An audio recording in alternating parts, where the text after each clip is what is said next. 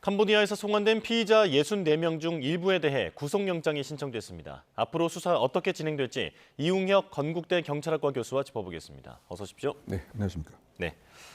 자, 64명 모두가 아니라 일부에 대해서만 구속영장이 신청된 상황입니다. 그렇다면 적극 가담자 그리고 소극 가담자를 구별해서 신청했다고 봐야 할까요? 네, 그렇게 볼 공산이 이제 큰 것이죠. 이 범죄 행위가 이미 명확하게 소명된 그런 사람 위주로 구속영장이 신청됐을 가능성이 크고요.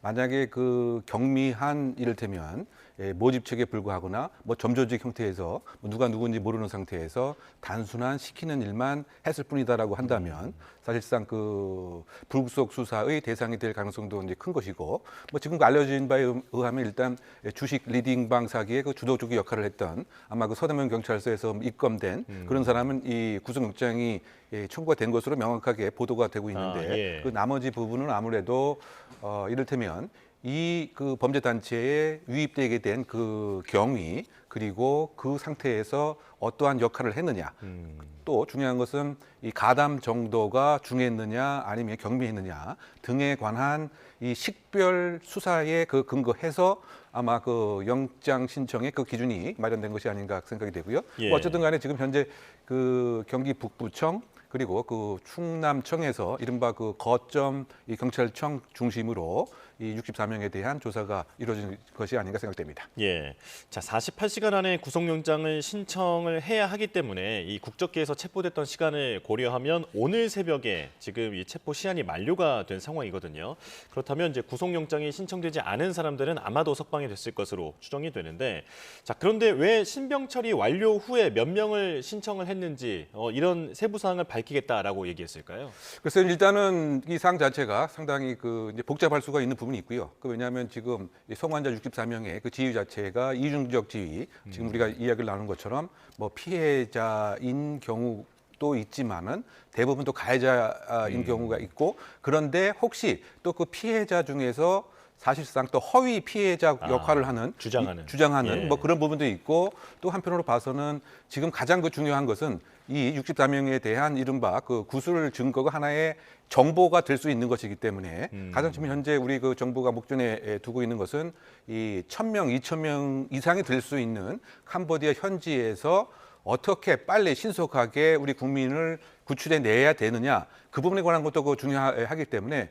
전반적인 정보의 지금 분석 또 어떤 면에서 본다면 정보는 좀 밀행적인 것도 있어야 하기 때문에 이것에 대한 일정한 취사 선택도 지금 있을 가능성이 있는 것이 아닌가 생각이 되고요. 예. 그럼에도 불구하고 오전 중에 어쨌든 공식 수사 결과가 있을 것 같고 글쎄요. 또 한편으로는 수사 전략적 차원에서 지금 사실상 국내에 우리가 알지 못하는 이른바 인신매매 목적 또는 이 고액 알바의 출구로서의 브로커가 상당 부분 존재하고 있기 때문에 그렇다 본다면 브로커가 과연 누가 왔는지에 관한 나름대로의 64명 중에 아는 사람도 있기 때문에 예. 혹시 이를테면 수사 전략적 차원에서 일단은 가급적 법적 평가를 좀 이완하게 해서 이 사람들의 접촉 동선을 파악할 수 있는 이러한 방안도 수사 기법 측면에서 고려할 가능성도 있지 않나 조심스럽게 추정해 봅니다. 그렇군요. 그러니까 석방된 사람들이 누구와 연락하고 누구와 만나는지를 감시를 하다 보면 조금 더 윗선까지도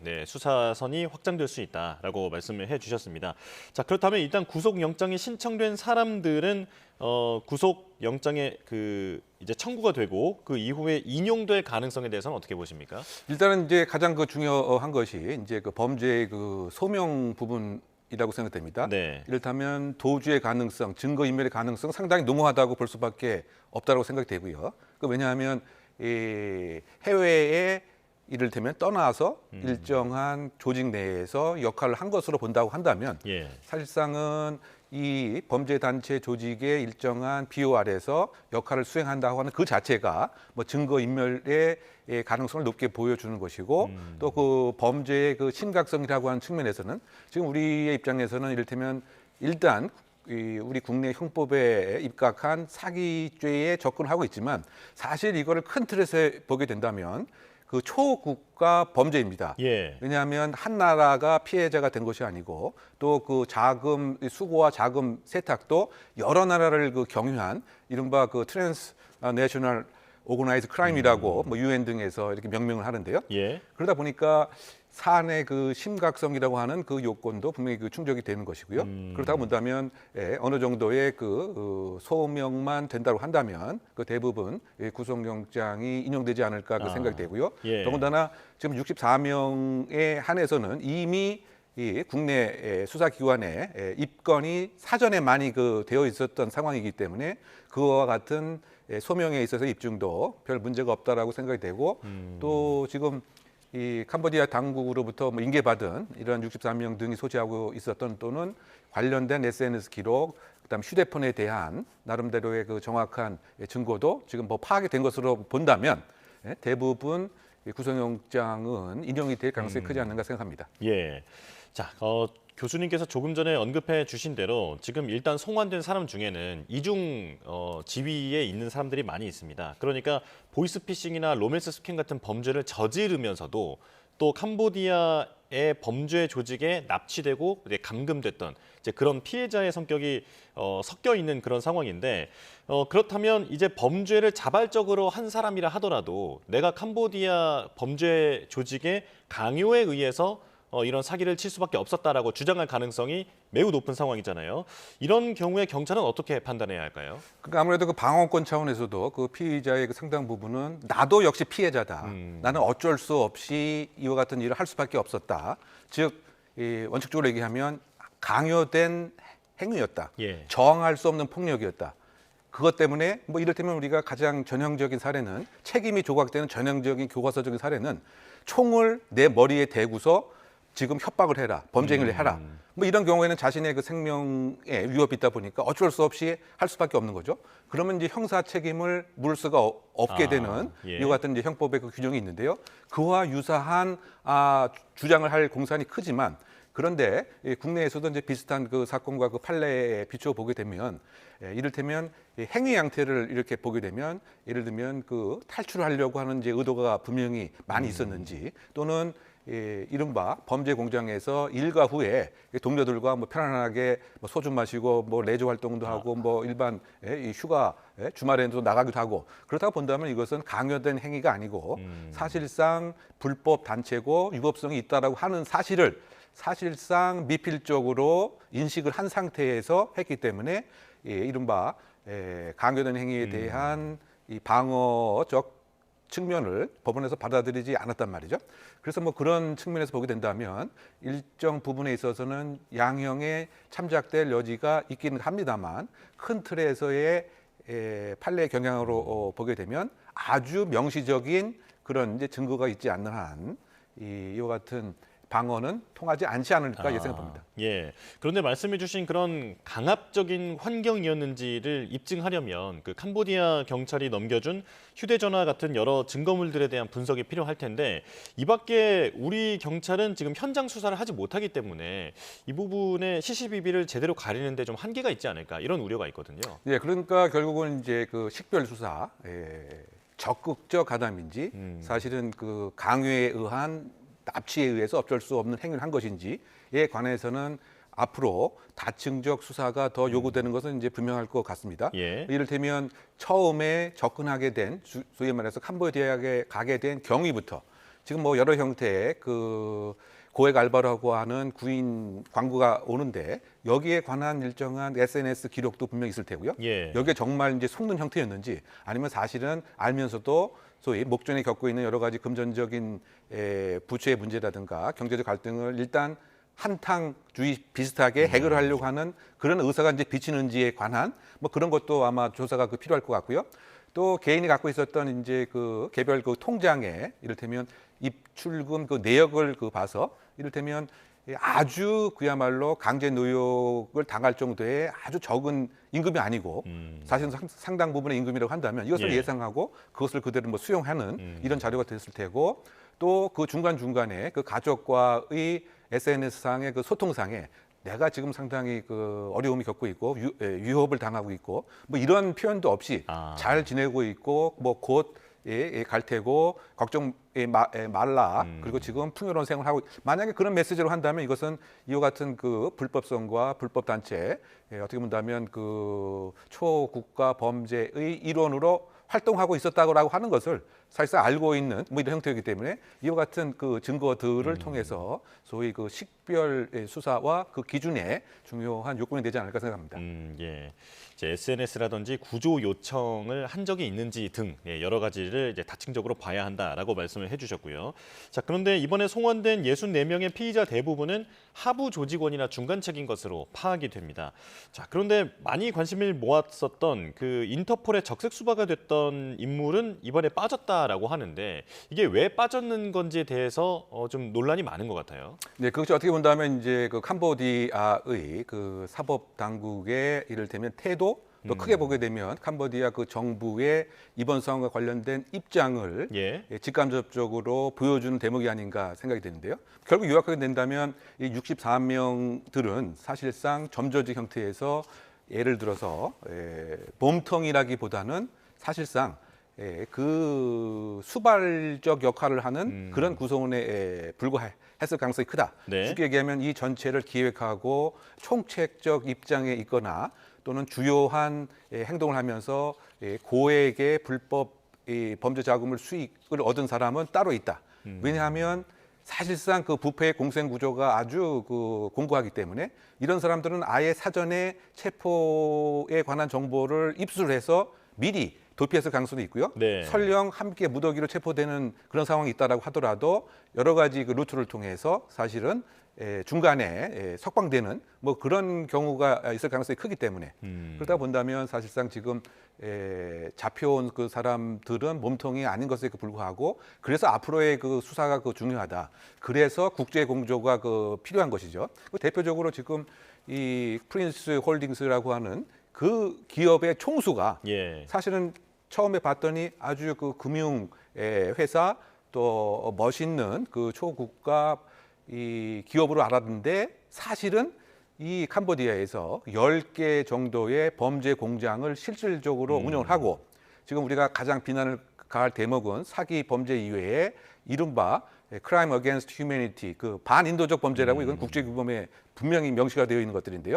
즉 납치뿐만이 아니고 고문을 하고 강제 노역을 시키는 이런 행동의 주범이 사실은 지금 그 천지 대표라고 알려져 있는 거죠. 그런데 이 천지 대표가 이 캄보디아 정부의 정재계의 중요한 사람들하고 끈끈한 공생 연결 구조가 있고 총리 측하고도 사실상 그 자문의 이런 역할을 했다고 한다면 그것이 함의하는 바는 그 이제 밑에 있는 레벨에서는 아주 그 밀착적인 악어와 악어새 같은 그런 문제가 있기 때문에 그래서 사실은 지금 국제적인 관심이 있거나 캄보디아에 대한 여론이 조금 나빠졌을 때 보여주기식, 즉 바꾸게 얘기하면 약속 대전시 단속을 하는 경우가 많이 있다라고 국제 보고서에 이렇게 나와 있거든요. 그렇다 본다면 지금 이제 지적하신 그 120억 이상의 사기 사건이 연루된 이른바 그 로맨스 스캠의 그 주동자도 지금 소환이 안 된 거죠. 우리가 요청을 했음에도 불구하고 그리고 이 캄보디아에서도 한번 감금이 구속이 됐었는데 또 석연치 않은 이유로 석방이 되고 뭐 그런 등등이 제가 지금 말씀드린 부패의 공생 구조의 한 방증이다라고 요약할 수 있을 것 같습니다. 말 그대로 커넥션을 의심할 수밖에 없는 그런 상황이다 말씀해 주셨는데 자, 오늘 오후에 캄보디아 경찰 측과 우리 경찰이 TF팀을 구성을 하기로 논의를 했습니다. 사실 우리는 코리안 데스크와 같은 어떤 직접 수사를 할 수 있는 권한을 원했었는데 거기까지는 가지 않고 그냥 TF 정도로 합의가 된 것으로 알고 있는 상황인데요. 캄보디아 당국을 우리가 좀 어떻게 설득해서 좀 더 협조적인 태도를 이끌어낼 수 있을까요? 코리안 데스크를 필리핀식으로 설치하는 것이 과연 이제 가능하겠느냐. 필리핀 사례를 우리가 유추해 보게 되면 필리핀 경찰 당국에서도 코리안 데스크를 상당히 원했습니다. 뭐 몇 가지 이유가 있는데 일단은 한국에 앞서 나가 있는 치안 인프라, 수사 기법을 전수받고 싶어하는 점. 그리고 또 두 번째는 필리핀에서 우리 교민을 대상으로 한 범죄 피해도 많이 있었지만 또 우리 그 범죄자들이 필리핀에 가서 여러 가지 범죄를 많이 하다 보니까 한국의 정보도 필리핀에 많이 그 필요했던 거죠. 그러니까 서로 간에 정말 절실한 그 이해가 합치가 되어야 결국은 성립이 되는 것인데요. 왜냐하면 그만큼 그 주권에 관한 문제이고 그 나라의 가장 예민한 형사 주권을 타국하고 공유한다고 하는 사실 자체는 상당한 부담감이 있는 것이죠. 예. 그만큼의 얻을 수 있는 이익이 있지 않는 한. 그래서 사실은 지금 베트남하고도 그와 같은 협정을 시도를 했습니다만 베트남도 사실은 그 거부를 해서 한국어를 할 수 있는 그 베트남 경찰관을 한국 관련된 범죄에 지정하는 것으로 뭐 이렇게 축소가 되었고요. 그리고 사실 지금 캄보디아에 관한 이 코리안 데스크의 시도는 그 작년쯤에도 사실 있었습니다. 아, 예. 그래서 우리 그 국수본부장이 이 캄보디아 당국과 시도를 했습니다만 캄보디아에서 거절을 한 것이죠. 그래서 이번 그 사항도 이와 같은 필리핀식 그 코리안 데스크가 아니고 이른바 그 타스크 포스 형식으로 이 구성이 되는 것 같은데요. 네. 그렇다고 본다면 이 정보를 이제 공유하는 것인데 제가 아까 말씀드린 것처럼 정보 자체가 객관적으로 투명하게 과연 이제 한국 그 수사 당국에 전달될 수 있겠느냐. 왜냐하면 민감한 그런 정보는 제가 아까 말씀드린 그와 같은 이제 부패 공생 구조 때문에 두 번, 세 번 걸은 다음에 사실상 제공되기 때문에 그 같은 한계가 있다. 다만 그럼에도 불구하고 계속적인 이제 설득을 할 필요가 있는데 네. 그 설득의 그 방법이라고 하는 것은 그 캄보디아에서 그 필요한 캄보디아에도 도움이 된다라고 하는 수사 기법의 그 제공을 적극적으로 하겠다. 그것과 더불어서 가장 그 중요한 것은 제가 생각할 때는 그 캄보디아 그 정부에 조금 더 구체적인 국제적인 압박과 촉구를 해야 된다라고 그 생각이 됩니다. 예. 그 왜냐하면 캄보디아라고 하는 그 나라가 속해 있는 그 국제기구가 아시안 플러스 3인데요. 그런데 어쨌든 이번 그 이른바 온라인 스캠의 피해자는 아시아 국가 제일 많습니다. 20여 개 국가니까.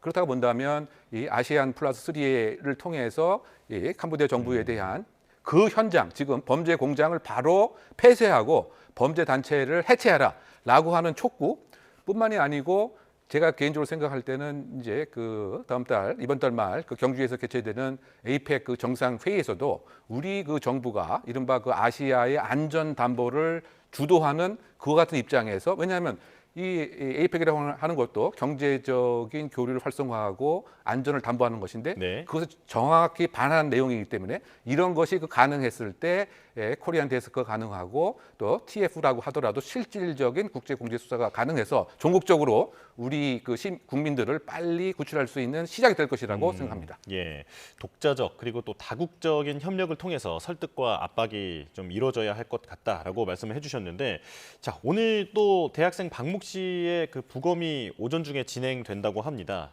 구체적인 사망 원인 그리고 잔혹했던 고문 피해 이런 게 확인이 좀 될 수 있을까요?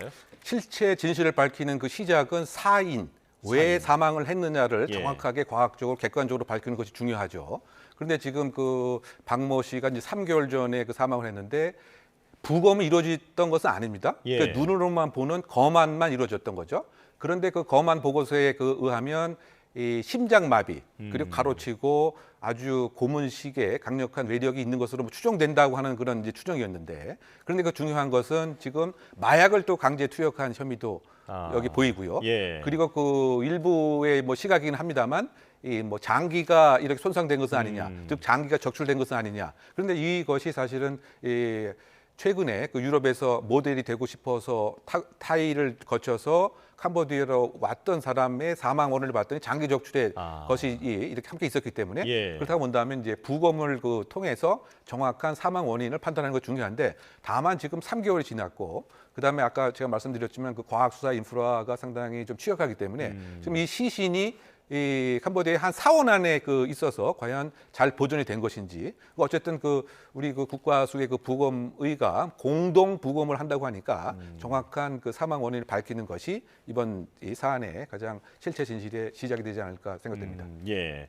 자 그런데 지금 사태가 이런 상황임에도 그리고 또 이런 일이 지금 이렇게 대대적으로 보도되기 전에도 보면 이 몇 년 동안 이어졌던 일임에도 계속 캄보디아로 출국하고 있는 그런 한국 청년들이 많다고 합니다. 심지어는 현지에서 구출된 다음 한국에 들어왔다가 다시 캄보디아로 들어가는 경우도 있다고 하는데 왜 이런 건지 그리고 이걸 어떻게 막을 수 있을지 일단은 이제 그 청년 그 취업 시장의 그 고용적 불균형이 우리 사회에 그 또아리를 틀고 있는 문제부터인 거죠. 또 한 측면에서 보게 된다면 우리는 이제 대학 출신들이 상당히 다른 국가에 비해서 많습니다. 그러니까 소위 말해서 조금 멋있는 화이트 칼라 잡을 이제 갖고 싶어 하지만 실제로는 이것이 불균형, 미스매치가 되는 것이죠. 지금 어떻게 본다면 중소기업에서는 구인난입니다. 사람이 없는 뭐 이런 상태라고 네. 보는 거죠. 왜냐하면 자리는 많은데 지원자가 없다. 그리고 대기업은 자리는 적은데 지원자는 많다. 이와 같은 이제 불균형 자체가 사실은 하나의 해소가 되어야 될 이제 문제이고 그러다 보니까 소위 우리 그 청년 세대가 이와 같은 불균형에 있어서 합리적인 판단을 할 수 있는 가치의 그 내재화가 없었다. 뭐 이런 점이 가장 큰 이제 문제인 것 같고요. 그 다음에 이것을 계속 현혹하게 하는 소위 말해서 그 가짜 허위 고액 알바 정보가 유입되고 있는데 이것에 대한 차단 자체를 벌써 했어야 되는데 제가 생각할 때는 이제 방송통신심의위원회가 3개월 동안 아예 작동하지 못해서 차단하지 못하는 이런 문제도 있었던 것 같고요. 그다음에 그 네트워크와 관련된 지인이 이와 같은 이제 한탕주의의 유혹이 계속 있다 보니까 이와 같은 상황에서도 계속 그 캄보디아로 떠나고 싶은 이런 상황이 있기 때문에 제가 생각할 때 가장 그 강력한 조치는 이 출국했을 때 국가의 명령을 어기고 출국했을 때 불이익을 주는 여권법의 그 개정을 통해서 이와 같은 잘못된 생각을 사전에 막을 수 있는 제도가 시급하지 않나 생각합니다. 예, 점검할 부분이 있어 보입니다. 이웅혁 건국대 경찰학과 교수와 함께했습니다. 고맙습니다.